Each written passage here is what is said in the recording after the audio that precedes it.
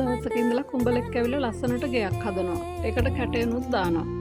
පාටත් කරනවා.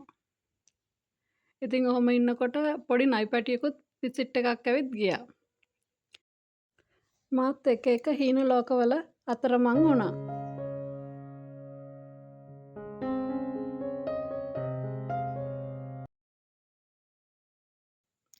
මේ ලෝකේ තාක්ෂණය කොච්චර දියුණුයි කියලා කිව්වත් කර්මය වළක්වන්න පුළුවන් තාක්ෂණයක් ලෝකේ කොහේ හරි තැනක මෙතුවක් බිහි වෙලා තියෙනවා කියලා ඔයාලා හිතනවද? පෞද්ගලික අවුරුදු 11 පුරාවටම මට හොඳටම තේරුම් ගිය දෙයක් තමයි කර්මය වළක්වන්න පුළුවන් තාක්ෂණයක් මේ ලෝකේ තවමත් කොහෙවත් බිහි වෙලා නැහැ. ඉදිරියටත් බිහි වෙන්නේ නැහැ කියන එක. මේ පෙබරවාරි මාසේ දවසක් ටීවී එකේ යන පොඩි කොටස් කීපයක් දැකලා වයිෆ් ෆිල්ම් එක බලන්න යන්න මට ආස හිතුණා. ඉතින් හස්බන්ඩ්වත් එක්කරන් ගියා. ෆිල්ම් එක බලනකම් කතාව මොකක්ද කියලා දෙන්නගෙන් එක්කෙනෙක්වත් දැනගෙන හිටියේ නැහැ. මධ්‍යම පාන්තික දරුවෝ නැති පවුලක් වටා තමයි කතාව ගෙතිලා තිබුණේ. කතාවේ සමහරක් සිද්ධි, සමහරක් ඩයලොග්ස් අපේ ජීවිතේටත් අඩු වැඩි වශයෙන් සමීපයි කියලා මට හිතුණා. ඇත්තටම ඉතින් අපි අපිව ස්ක්‍රීන් එකේ දැකලා ආවා වගේ තමයි. මම නම් ආසාවෙන් ෆිල්ම් එක බැලුවා. ඒත් හස්බන්ඩ්නේ ෆිල්ම් එක බලන්න එච්චර කැමති වුණේ නැහැ. අවුරුදු 7ක් පුරාවටම මම පීරියඩ්ස් ට්‍රැක් කරනවා.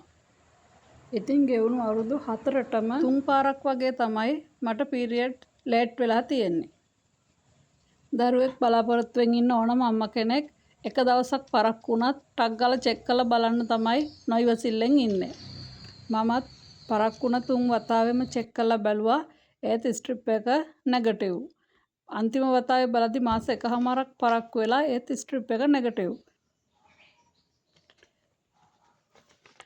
ඉතින් හස්බන්ඩ් කිව්වා ආයි කවදාකවත් කොච්චර පරක්කු වුණත් ඕක චෙක් කරලා බලන්න යන්න එපා කියලා. මමත් එහෙමම හිතාගත්තා.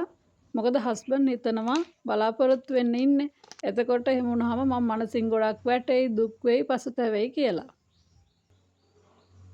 ඉතින් අම්මටත් පරක්කුයි කියලා කියන හැම වෙලාවෙම අම්මත් කිව්වේ කටවහගෙන ඉන්න වෙනදාක වෙයි කියලා. හස්බන්ඩ් දවසක් වීඩියෝ කෝල් එකක් අරන් කතා කර ඉන්නකොට මාත් ඉතින් පුටුවට වෙලා ගොලි වෙවි මගේ බැරි අමාරු අපහසුකම් කිව්වා. ඒ කියන අතරේ මං ඇහුවා මගේ මූණ ලස්සන වෙලා නේද වෙනදට වැඩිය කියලා. හස්බන්ඩ් එක පාරටම කිව්වා ඔයා මේ මාස ප්‍රෙග්නන්ට් වෙලා තියෙන්නේ.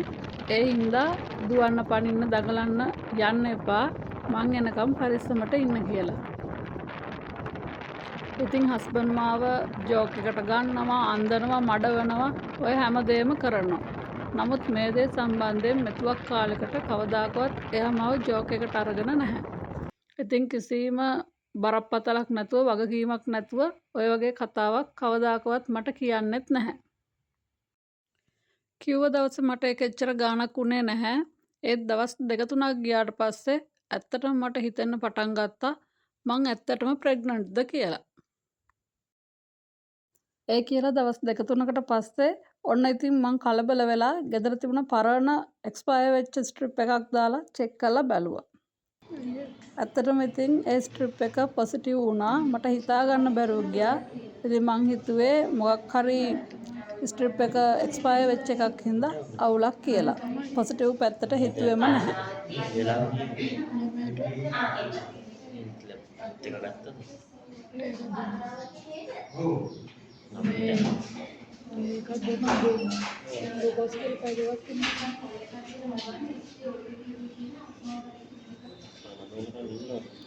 ඔයාලට මම ගැන කියනවා නම් මේ වෙද්දි මට වයස 39යි. මට බබා ලැබෙනකොට වයස අවුරුදු 40ක් සම්පූර්ණ වෙනවා. අපි බැඳලා මේ වෙනකොට අවුරුදු 11. එතකොට කලින් මට දරුවෝ දෙන්නෙක්ම ලැබෙන්න ඉඳලා අවසාන කාලෙදි නැති වුණා. එතකොට මට දියවැඩියාව තියෙනවා. එතකොට ડોක්ටර් මාව යම් රිස්ක් එකක ඉන්න අම්මා කෙනෙක් විදියට තමයි හඳුනාගෙන තියෙන්නේ. මේ වෙද්දි මං සති 26ක අම්මා කෙනෙක්. විවාහ වුණ දෙන්නෙක්ට දරුවෙක් ලැබෙනවා කියන්නේ අතිශය සාමාන්‍ය දෙයක්. ඒකටත් ලොකු වාසනාවක් තියෙන්න ඕනේ. නමුත් ඉතින් හැමෝටම ඒක එහෙම නැහැ. හැමෝටම මේ පුණ්‍ය ශක්තිය නැහැ. දැන් මම වගේ දරුවෝ නැති, දරුපල සම්බන්ධයෙන් ප්‍රශ්න ගැටලු තියෙන අය මේ සමාජයේ ඉස්සරටත් වැඩිය අද ඕන තරම් ඉන්නවා. දැන් මං සති 26ක අම්මා කෙනෙක්නේ. මං නැවත ප්‍රෙග්නන්ට් වෙලා තියෙනවා. ඉතින් මං හිතුවා දරුවෝ නැතුව මොනවා හරි ඒ සම්බන්ධයෙන් ප්‍රශ්න ගැටලු ඇතුව දුකෙන් කනස්සල්ලෙන් ඉන්න අය වෙනුවෙන් මගේ කතාවත් ඔයාලත් එක්ක ෂෙයා කරගත්තොත් හොඳයි කියලා. අපි මැරි කලේ 2015 දී. ඒ කරලා හස්බන්ඩ්ගේ මහගෙදරයි අපේ මහගෙදරයි තමයි අපි මුලින් හිටියේ. 2017 දී මම ප්‍රෙග්නන්ට් වෙලා බබා හම්බුණා. ඒ බබාට තිබ්බා ඩයෆ්‍රැමැටික් හර්නියා එකක්. ඒක බබා ලැබුණාට පස්සේ තමයි එහෙම තත්ත්වයක් තියෙනවා කියලා දැනගත්තේ. ඉතින් ඒ දරුවා දවසයි ජීවත් වුණේ එයා නැති වුණා. ඉන්පස්සේ 2019 දිත් මට නැවත දරුවෙක් ලැබුණා. ඒ දරුවත් මගේ ගර්භාෂ බිත්ති පුපුරලා හොස්පිටල් එකට යද්දි බබාගේ සද්දෙත් නැති වෙලා ප්‍රශ්නයක් වෙලා බබත් නැති වුණා. 2019 අවුරුද්දේ ඒ දරුවත් නැති වුණාට පස්සේ ළඟම දරුවෝ දෙන්නෙක්ම නැති වෙලානේ. අපි දෙන්න පළවෙනි පාරත් මානසිකව වැටුණා. දෙවෙනි පාරත් ඒ දේම වුණාට පස්සේ ඒ පාරත් අපි ගොඩාක් මනසින් වැටුණා. ඇත්තටම ඉතින් හස්බන්ඩ්ගේ ජොබ් එක කරන තැන යාළුවෝ මතක් කරන්න ඕනේ, සර්ලා මතක් කරන්න ඕනේ. හස්බන්ඩ්ට ඒ වෙලාවේ ලොකු සපෝට් එකක් දුන්නා. අපේ ජීවිතේ ඒ වැටුණු වැටිල්ලෙන් අද මේ මොහොත වෙනකන්වත් අපි තවමත් ගොඩ ඇවිදින්නේ නැහැ. තාමත් එරිච්ච ගමන් තමයි ඉන්නේ. ඉතින් මේ පාර මොනවා වෙයිද කියන්න මම දන්නේ නැහැ. මේ වෙනකනුත් යමක් වුණොත් තවත් අපි ප්‍රපාතයටම වැටෙනවා මිසක් ගොඩ එීමක් නැහැ කියන එක දන්නවා. ඉතින් ඒ හින්දා මේ බබා වෙනුවෙන් ලොකු පෙර සූදානමක් නැහැ. කලින් බබාලා දෙන්නටම ලෑස්ති වුණ කෙරුව දේවල් වලින් හතරෙන් එකකවත් ලෑස්තියක් මේ වෙනුවෙන් නැහැ. ඉතින් ඇත්තටම උපේක්ෂාවෙන් බලාගෙන ඉන්නවා මොකද වෙන්නේ කියලා. 2019 වෙද්දී දරුවා නැති වුණාට පස්සේ හස්බන්ඩ් ළඟ තැනකට මාරුවක් ගත්තා.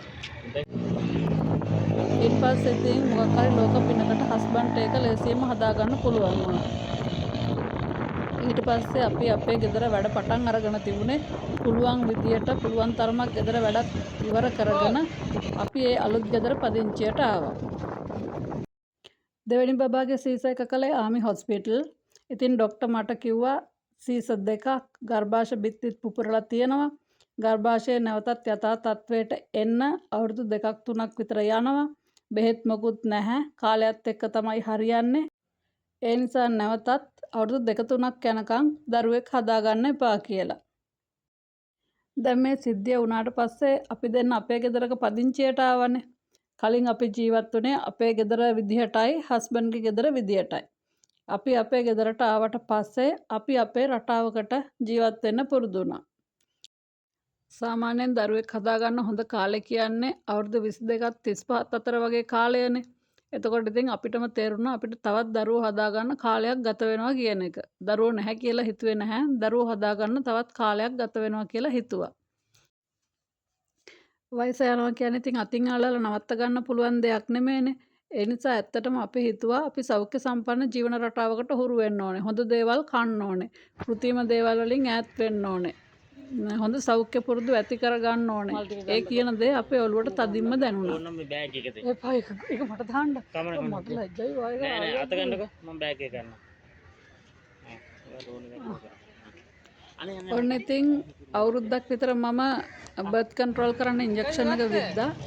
ඉන් පස්සේ ඒක හරි ගියේ නැහැ. එන්න මාව මහත් වෙන්න පටන් ගත්තා. ඊට පස්සේ ටැබ්ලට් වලට මාරු වුණා. ටැබ්ලට් ගත්ත අවුරුදු 2ක් විතර. ඊට පස්සේ කොරෝනාත් ආවා. ඔයාලට මතක ඇතිනේ. කොරෝනා වලටත් කොරෝනා ඉන්ජෙක්ෂන් එක මම 2ක් හරි 3ක් හරි විද්දා. කොරෝනා ඉන්ජෙක්ෂන් එක ගැනත් එක කතා කියනවනේ. ඇත්තද බොරුද කියන්න දන්නේ නැහැ. ඇඟවල් වේලෙනවා කියලා කියනවා, දරුපාල අඩු වෙනවා කියනවා. එක කතා කියනවනේ. ඉතින් ඒ ඉන්ජෙක්ෂන් එකත් මම 2ක් හෝ 3ක් විද්දා කියලා මට මතකයි. ගෙවුණු අවුරුදු 4ක කාලේ ඉඳලා අපි ආයෙත් දරුවෙක් බලාපොරොත්තුෙන් හිටියා. නමුත් මම ප්‍රෙග්නන්ට් උනේ නැහැ. ඉතින් අවුරුද්දක් විතර බැලුවා ඒත් නැහැ. වයස යනවා පරක්කුයි. ડોක්ටර් කෙනෙක් channel කළා, ස්කෑන් එකක් කළා, ගැටලුවක් නැහැ කිව්වා. ඩිම්බ මෝරන්න බෙහෙත් දුන්නා. ඒක බීලා නැවත ස්කෑන් එකකට එන්න කිව්වා. ඉතින් ඒ බෙහෙත් ගෙනත් බිව්වත් මට කිසිම වෙනසක් වුණේ නැහැ. ඊට පස්සේ ඉතින් දැන් මං මේ ගැන එපා වෙලානේ තියෙන්නේ මේක හරියන්නේ එකක් නැහැ අරකයි මේකයි හිතේ එක එක දේවල්. ඒ පාර ડોක්ටර් ස්කෑන් එකට එන්න කිව්වට ගියේ නැහැ. මගේ පඬිතුකමට යන්න බෑ කියලා හිටියා. ඔන්න ඉතින් ඊගාව මාසෙත් හස්බන්ඩ්ට කෙන්දිරි ගාලා කිව්වා ආයේ බෙහෙත් ටික ගෙනත් බීලා බලමු කියලා. ડોක්ටර් එකපාරක් බීලා ස්කෑන් එකට එන්න කියලා කිව්වේ. මං දෙවෙනි මාසෙත් ගෙනල්ලා පඬිතුකමට ඒක බීලා බැලුවා. ඒත් මොකුත් වෙනසක් වුණේ නැහැ. වැඩේ එතනින්ම අත්හැරලා දැම්මා. ඉතින් මගේ පඬිතුකම කියන්නේ බෙහෙත් ටික බීලා ස්කෑන් එකට එන්න කිව්වට මම ගියේ නැහැ. කාලයත් ඉක්මනට ගෙවිලා යනවා. ඇත්තටම අපිටත් බය හිතෙන්න පටන් ගත්තා දරුවෝ නැතුවම යයිද කියලා. ඉන්පස්සේ ඔහොම ඉන්නකොට මට සිංහල වෙද මහත්තයෙක් හම්බුණා. පාරම්පරික වෙද මහත්තයෙක්. ඉතින් මගේ කතාවේ ඉතිරි ටික ඊළඟ වීඩියෝ එකෙන් මම ඔයාලත් එක්ක ෂෙයා කරගන්නම්. අදට ගිහින් එන්නම්. ඔයාලා හැමෝටම සුබ දවසක්.